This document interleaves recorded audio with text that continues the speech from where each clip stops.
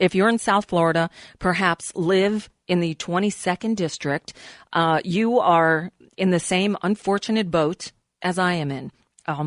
Alan West is our congressman. There are not many worse things I can say, but we'll deal with it, and we'll get him the hell out of there in November of 2012. But in the meantime, we're stuck with him. And for those of you who don't know why Alan West is so bad, what it is about this man that makes my blood curl, if that's the right expression, he's just a misogynistic teabagger, and I'll call him a teabagger. Until he stops saying the Democrat Party, I'll call him a teabagger. And that's really, really what he is. I'm not saying literally he does the teabagging thing. You can go to urbandictionary.com to find out what that is if you don't know. But I will tell you, he is a miserable man. First of all, he was kicked out of the army. He was in Iraq. He was a lieutenant colonel, I believe. And he actually held a gun to a civilian's head and didn't understand that was wrong.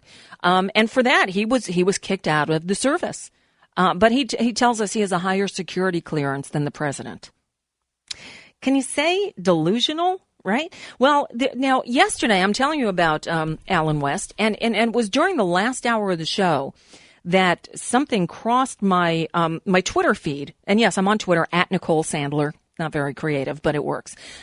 And something about another misogynistic statement from Alan West.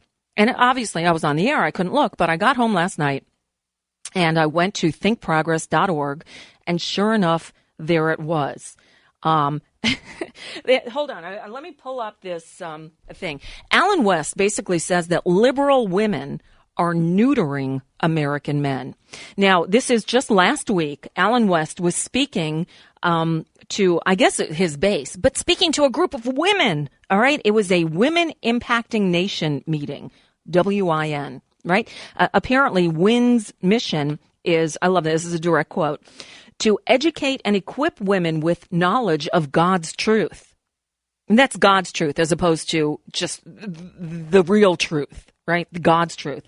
And to educate and to support those who take a stand for those Judeo-Christian values upon which our country is founded.